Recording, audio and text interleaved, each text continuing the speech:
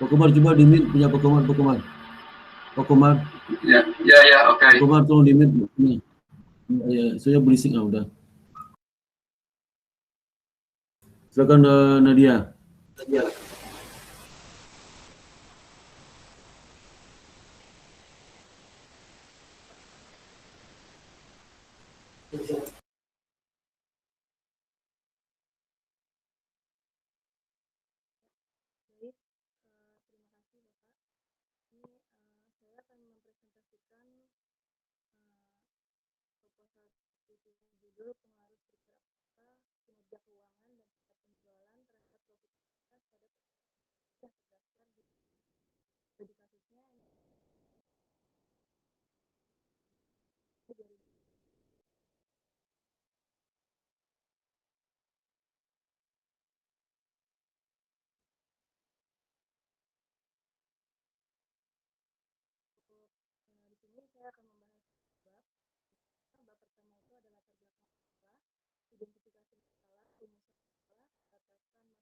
Tujuan penelitian, manfaat penelitian, sistematika penulisan.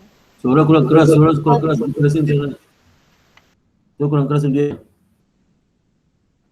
Suaranya aduh. Tujuannya tinjauan pustaka, penelitian terdahulu, kerangka pemikiran, pengembangan hipotesis.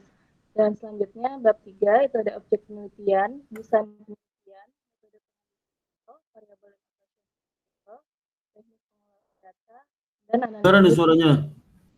Suara kedengaran. Halo, suara nggak kedengaran. Sudah terdengar, Pak? Udah. Selanjutnya di bab 1 itu ada pendahuluan. Kedengaran lagi suaranya tuh. Waduh, mending kamu kayak biasa tuh gitu. Nadia kayaknya jaringannya nggak stabil ya. Suaranya putus-putus. Di sini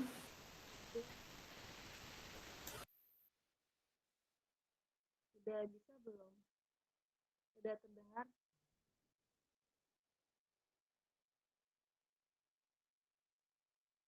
Halo?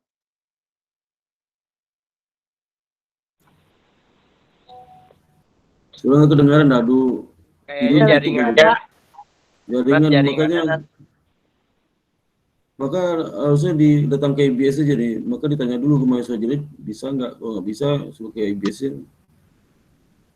Parah banget. Atau tunda aja ujiannya. Ya, kedengaran nih gimana caranya teman-teman dosen menanggapi ini.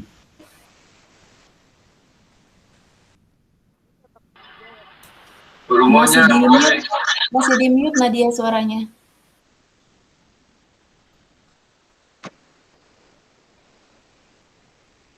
Mbak Ulan besok ini mulai ujian mahasiswa tanya dulu bisa nggak sinyal kuat. Kalau nggak bisa mereka suruh ke IBS aja. Kemarin sudah saya sampaikan Pak via WhatsApp, pastikan jaringan stabil gitu Pak. Iya. Ini saya pakai 2 aja Pak. Pakai 2 device aja Nadia, yang satu di mute, yang dari laptop mungkin di mute, dari handphone suaranya.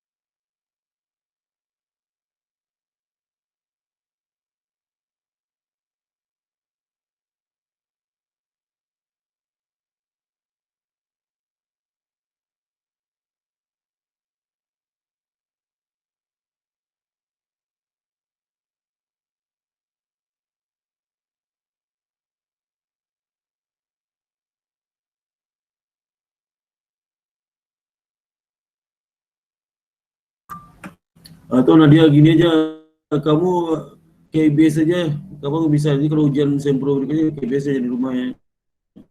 Jangan nggak kedengaran,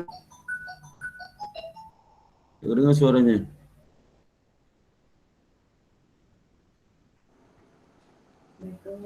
Pak, atau maaf, boleh minta tolong Mbak Wulan, Mbak, Ya, ini suaranya sudah jelas. PPT-nya soalnya di laptop nggak di. Oh, boleh ya di WhatsApp, dikirim ke WA aja ya. Oh, boleh. Tadi udah saya email ke S1, Mbak. Ada di email ke S1. Iya.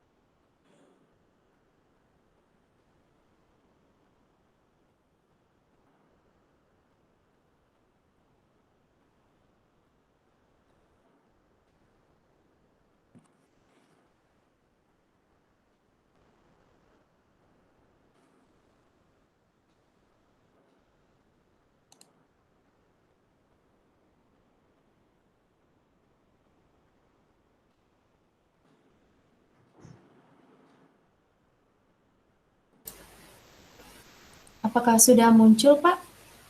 PPT-nya, Pak?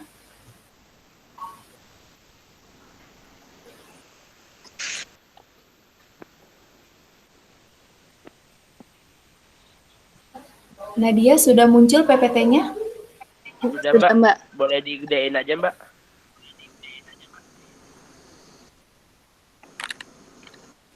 Sudah muncul Nadia? Sudah. Oh ya, silakan presentasinya. Ya, baik, saya lanjutkan ya. Ini yang pertama. Ya, silakan. Jadi untuk slide selanjutnya masuk ke bab 1, pendahuluan.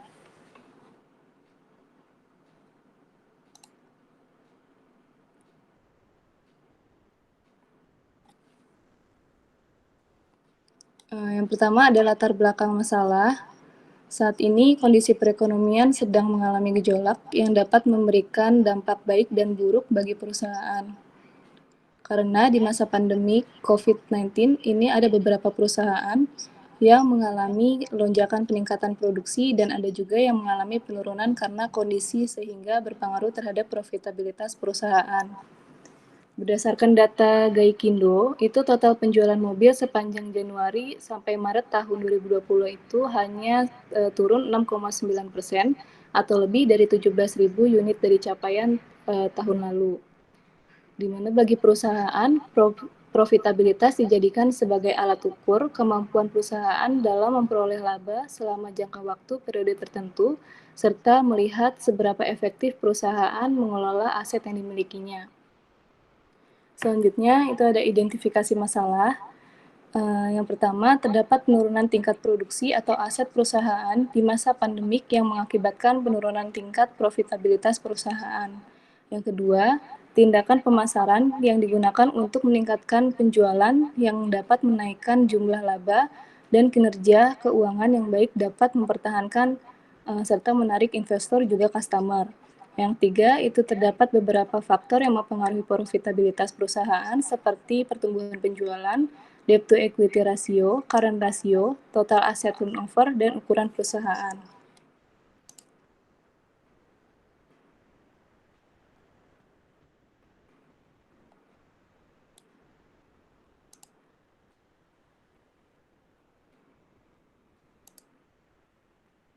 Selanjutnya itu ada rumusan masalah. Yang pertama, bagaimana pengaruh struktur aktiva terhadap profitabilitas. Yang kedua, bagaimana pengaruh kinerja keuangan terhadap profitabilitas. Yang ketiga, bagaimana pengaruh tingkat penjualan terhadap profitabilitas. Yang keempat, bagaimana dari ketiga variabel independen tersebut secara bersama-sama atau simultan berpengaruh terhadap profitabilitas pada perusahaan manufaktur sektor otomotif. Yang selanjutnya, tujuan dan manfaat dari penelitian ini. Yang pertama, untuk mengetahui pengaruh struktur aktiva terhadap profitabilitas. Yang kedua, untuk mengetahui pengaruh kinerja keuangan terhadap profitabilitas.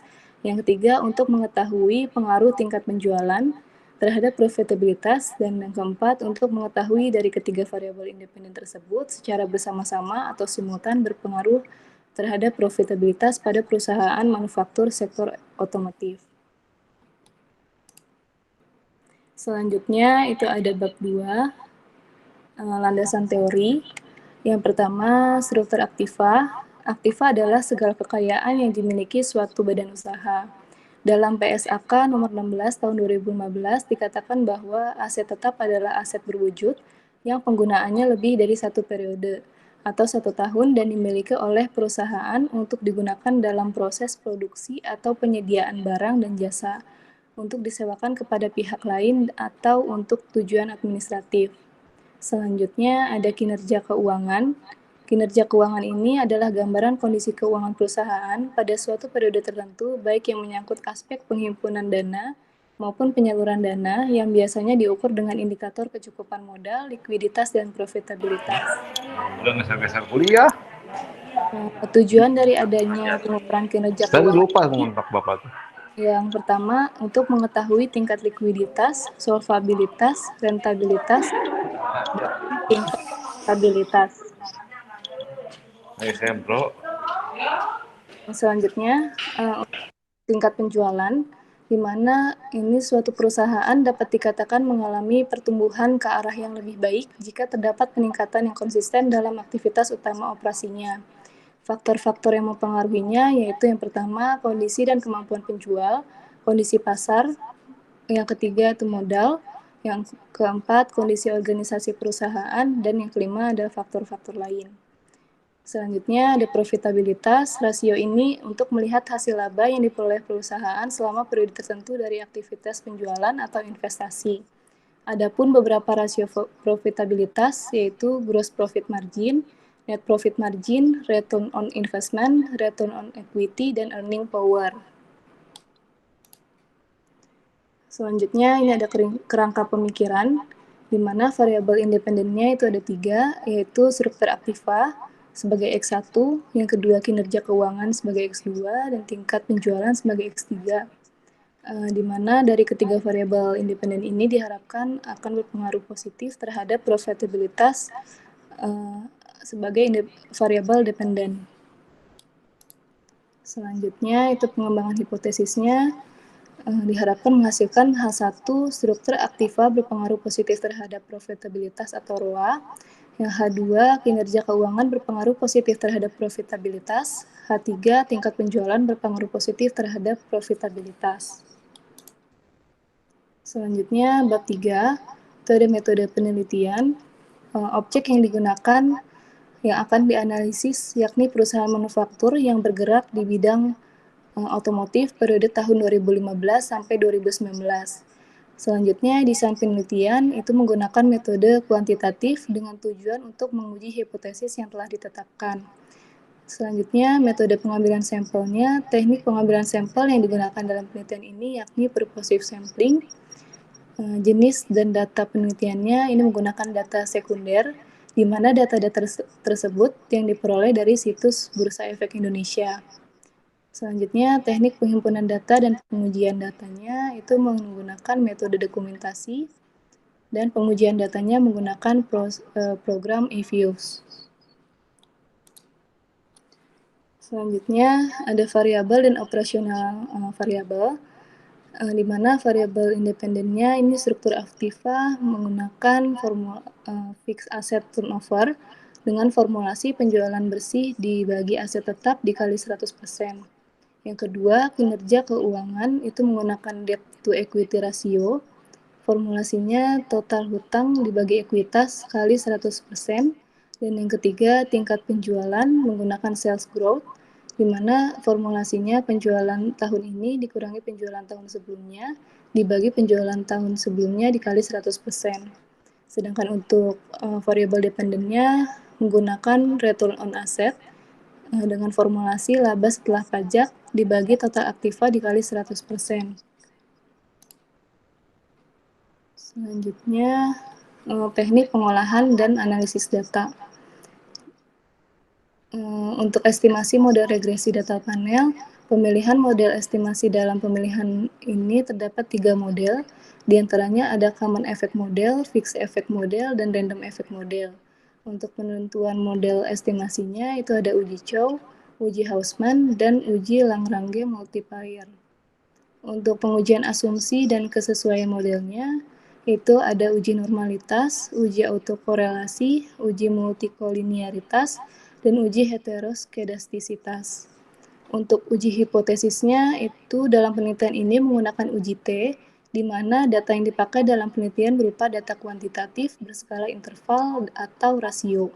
Jumlah data yang digunakan untuk masing-masing sampel kurang dari 30 buah yang bertujuan untuk mengetahui apakah variabel bebas atau variabel independen secara parsial atau sendiri-sendiri berpengaruh terhadap variabel terikat atau variabel dependen.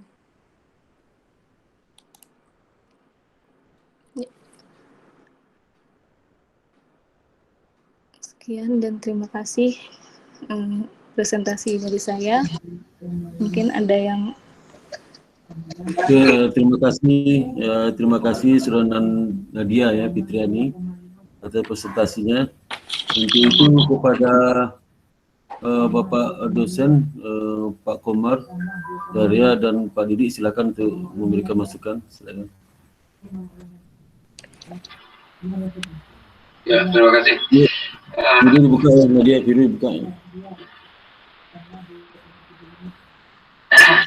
Oke, saya baru tadi pagi baca.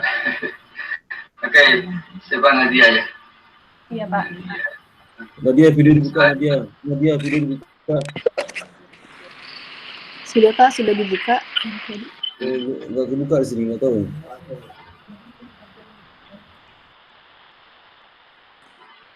Sudah ada, Pak, dengan videonya.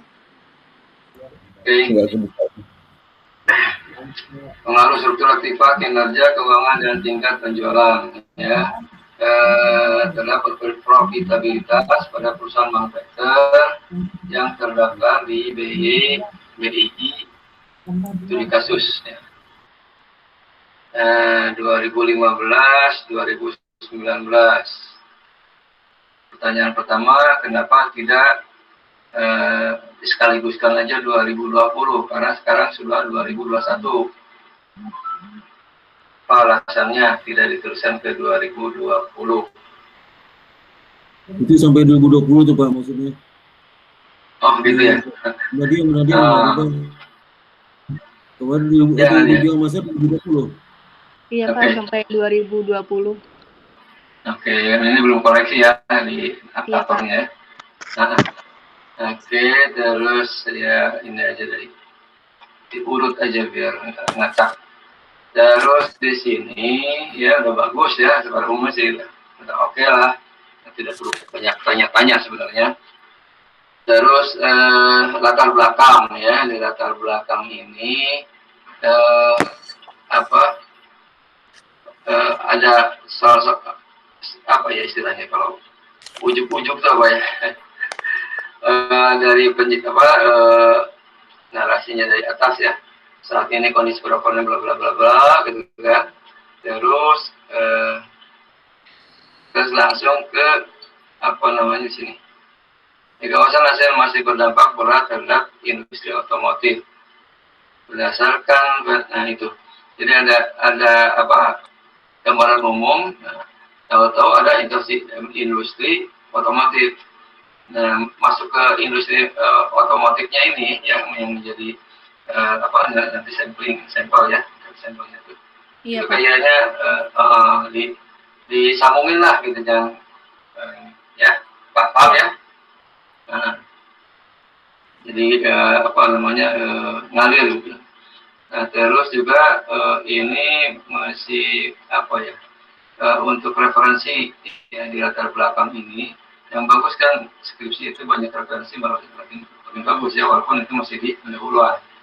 Misalnya di sini apa ya ada sebentar Januari Agustus tahun ini berdasarkan data ASEAN Automotive Federation.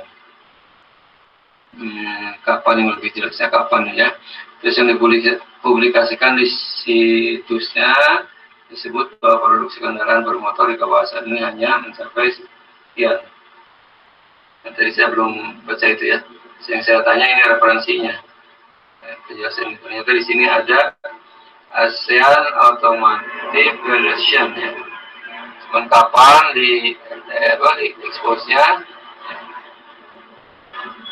terus dipublikasikan ya kapan ya. Ini kan kita lagi bicara sekarang ya kan? Iya, Pak. 2020. 20. Iya. Nah, cari referensinya itu yang mendukung ke yang akan diteliti sekarang yang terlalu jauh. Oke. Ya ini sudah apa namanya permasalahannya dan contoh kasusnya sudah ada ya bagus. Tinggal nanti cuman ada ini 2008 ya 2008 masih bisa nggak 10 18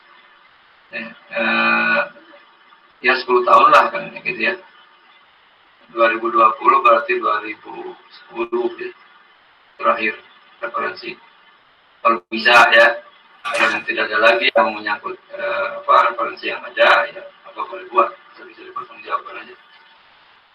Tuh, ada yang 2007 juga nih ya. Sedangkan menurut IAI, nah ini kalau ini sih IAI kan update terus ya.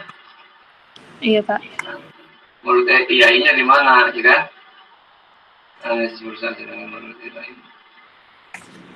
Di apa di majalah IAI atau di standar audit atau di standar akuntansi kan banyak ya produknya itu. Oke ya tandain ya. Iya, Pak. Terus ini ada beberapa ya sedikit saja mengenai variabel-variabel yang dipilih. Artinya pengertian umumnya dulu di sini ya, bukan definisi. Nanti yang lebih ini kan dibagi dua teori. Ada di sitir lah gitu sedikit ya variabel-variabelnya. Kaitannya dengan pengaruh dengan yang mau dibahas itu. Oke. Terus state of the art sudah ada sini membandingkan dengan penulis terdahulu ya. Dari ini itu model. Di sini yang penting ya. Yang penting itu menunjukkan perbedaannya, ya kan? Iya, Pak. Mana perbedaannya ada nggak? Di komen nggak perbedaannya apa? Di sini nih di akun nggak di show ya. Sebelum Bapak namanya dalam langsung ke kesimpulan bahwa dari hasil beberapa penelitian terdahulu maka penulis tertarik untuk melakukan penelitian terkait. Nah sebelum itu penelitian terdahulunya itu bedanya dengan kita apa gitu ya, bisa beda tahun ya, bisa beda variabel ya, pokoknya bedanya apa gitu ya, maksudnya seolah-olah ini ya kan skripsi ya bukan penelitian. Nah, apa asli lah ya. Nah, jadi yang disebut state of the art itu. Jadi apa namanya, bedanya apa gitu kan? Bedanya. Yang untuk penelitian terdahulunya ya Pak. Untuk yang bisnis. Nah, nanti ada lagi di bab 2 itu lain lagi. Ya. Kalau bab 2 kan untuk referensi apa yang mau kita kaji kan. Itulah apa namanya, pengolahan datanya nanti. Dan hipotesisnya di mana ini? Di halaman berapa? Hipotesis di bab 2 Pak.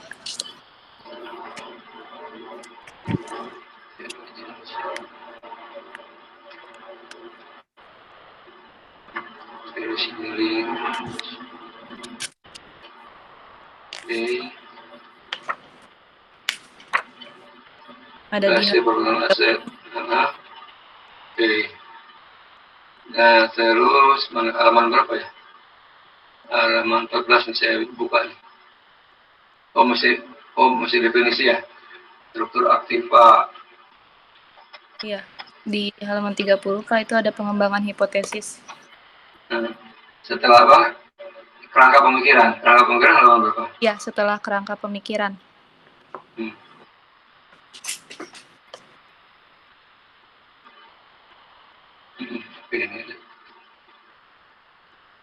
Nah, terus dukungan hipotesisnya ada ya. Harapannya semua berpengaruh ya, variabelnya kan? Iya Pak. Oke. Nah, kalau harapannya berpengaruh berarti literaturnya harus support kan? Ya, cukup banyak ya. Ada Nono, ada seorang lagi, Petriani, Mary, Eni, ya oke.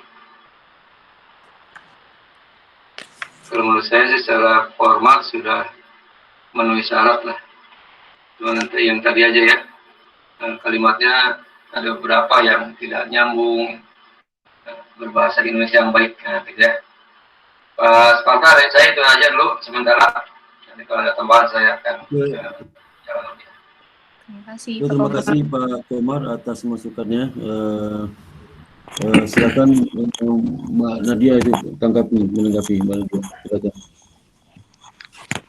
Baik Pak, nanti untuk yang masukan dari Pak Komar, saya akan merevisi kembali yang untuk bab 1 itu tadi untuk penelitian terdahulunya nanti ditambahkan lagi, terus sama yang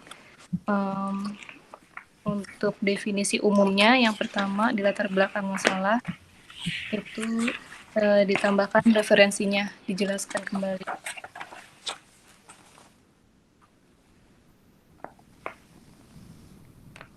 Ya kalau masih kurang jelas, ya. Kalau masih kurang jelas bisa inilah kalau saya ya. Oke Pak. Oke, terima kasih Pak Komar. Oke, berikutnya Pak Didi, silakan Pak Didi. Oke, terima kasih Pak Sparta. Nadia, kamu judulnya apa? Struktur kapital ya? Struktur aset ya? Iya Pak. Rumusnya apa rumus itu? Yang kamu Rumusnya hitung, proksinya tuh. tadi total aktiva.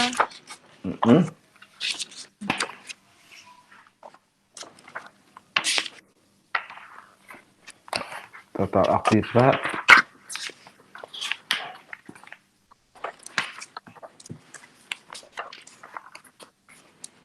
Yang tadi dia di Penjualan bersih dibagi aset tetap dikali 100% Pak. Oke. Penjualan bersih dibagi, nah itu kan kalau kata kamu kan tuh struktur kapital. Yang menyebutkan itu struktur aktiva siapa itu? Karena kalau menurut saya itu bukan struktur kapital aktiva, itu asset utilization, penggunaan aset itu. Iya, fixed asset turnover itu Pak. Iya kan? Iya, oke, penghitungan itu. Nah, jadi maksud saya tuh kamu itu maksud saya judulnya bukan struktur aktiva kalau begitu. Kalau saya pikir struktur aktiva itu kan yang leasing, yang dimiliki atau yang macam-macam kan misalnya ada yang misalkan ada yang berwujud, tidak berwujud kan bisa begitu kan. Tapi begitu saya lihat di rumusnya, kamu share sebagai aset kan gitu ya? Iya Pak. Nah, itu kan kalau saya lihat di bukunya sebelah Manyam itu kan penggunaan aset, jadi asset utilization. Terus yang kedua variabelnya apa? Yang kedua, debt to Hmm. equity ratio.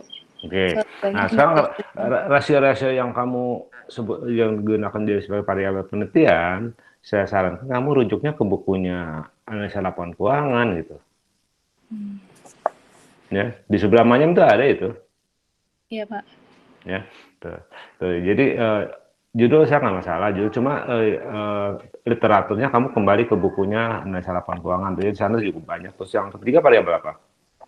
Sales Profitability. growth itu tingkat Kenapa? penjualan. Oke. Sales growth juga ada di sini ya.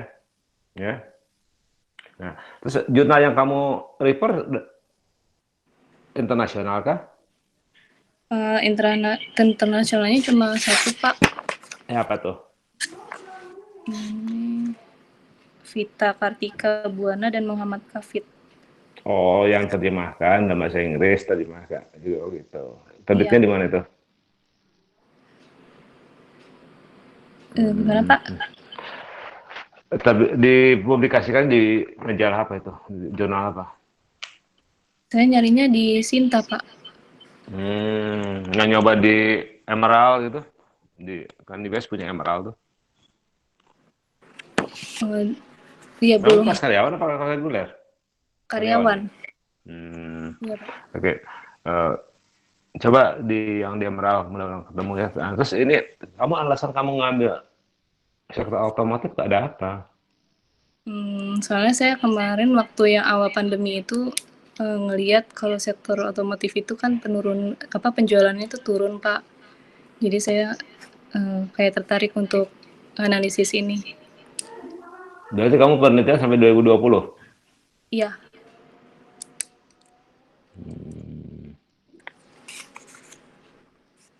Nah, kalau misal penjualannya menurun, kamu punya grafiknya nggak? Punya datanya nggak?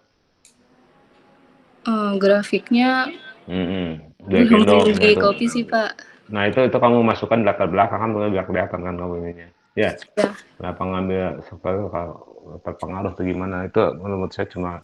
Jadi yang ini kamu kembali ke bukunya Elta, terus itu diperkuat lagi sih pengambilan sampel kenapa kamu ngambil sampel di Gaikindo itu ya? Bagaimana trennya sampai kayak COVID nih, baru masuk yang di bab 1 ya. Oke, gitu ya Pak Sparta.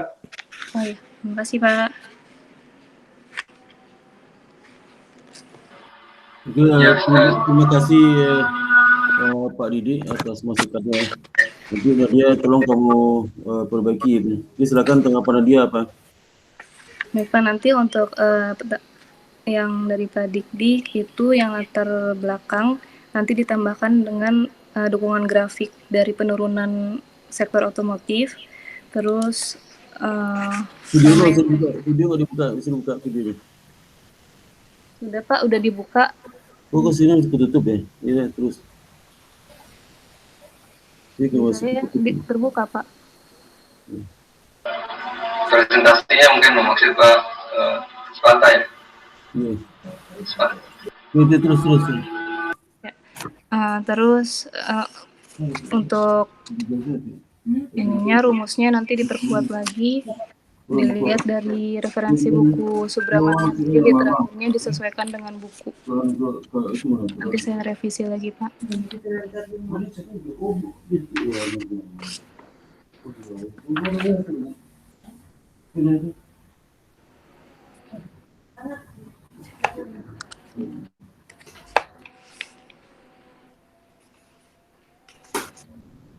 Jumlah internasionalnya ya minimal 3 gitu ya. Baik Pak. Minimal ya.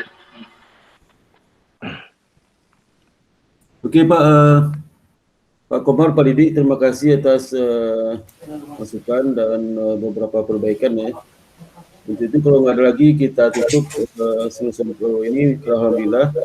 Terima kasih banyak kepada Pak Komar Karya, Pak Didi, juga kepada Mbak Ulam. Ya, Pak. Dan Mbak Nadia, terima kasih banyak. Assalamualaikum warahmatullahi wabarakatuh. Waalaikumsalam warahmatullahi wabarakatuh. Terima kasih Pak. Terima kasih Pak Sparta, Pak sama-sama. Ya, sama-sama. Pak Dik. Assalamualaikum semua. Nadia kerja di mana? Jangan otomotif ya kerjanya? Saya kerjanya di perbankan, Pak. Di mana? Di bank, di perbankan. Oh, perbankan. Iya. Ya,